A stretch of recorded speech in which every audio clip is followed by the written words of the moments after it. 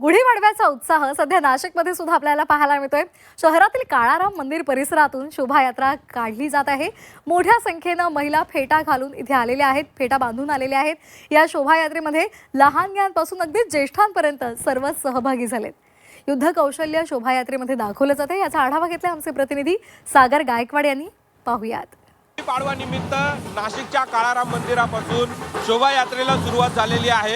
या शोभायात्रेमध्ये विविध पथकं आपल्याला पाहायला मिळतात। आता सध्या या दृश्यांमध्ये जर बघितलं तर युद्ध कौशल्य जे आहे ते या दृश्यांमध्ये आपण पाहू शकतो।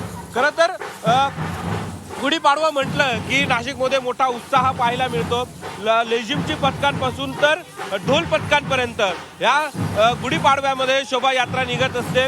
हिंदू नववर्षाचं स्वागत जे आहे ते आता मोठ्या उत्साहात करताना पाहायला मिळतं। आणि आता सध्या या दृश्यांमध्ये जर बघितलं तर या युद्ध जे कौशल्य आहे हे यामधून दाखवण्याचा जो प्रयत्न आहे तो या पथकांच्या वतीने आपल्याला पाहायला मिळतोय।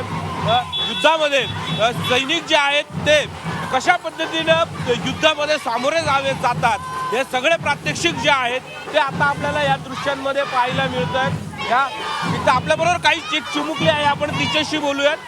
काय आज गुढीपाडवा आहे, शोभायात्रा निघाली आहे, यामध्ये तू एकदम छान नटून युद्ध कौशल्य दाखवतेस। म्हणजे खरं तर मी 4 वर्षांपासून या यात्रेत सहभागी आहे।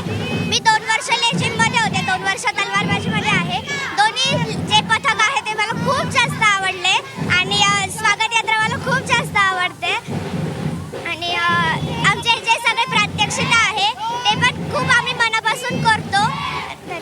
कसं वाटतंय तुला या शोभायात्रेत? आनंद होतोय का?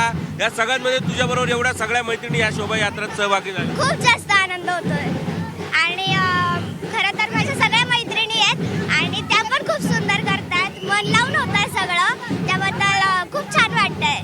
खरं तर ही लहानशी मुलगी आहे जी या शोभायात्रेमध्ये सहभागी झालेली पाहायला मिळते।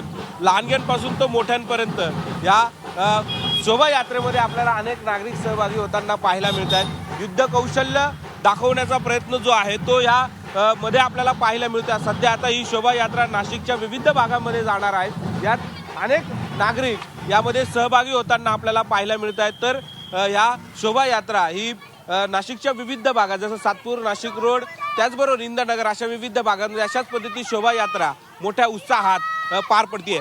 कॅमेरा पर्सन सुनू भिडेसह सागर गायकवाड, जी 24 तास, नाशिक।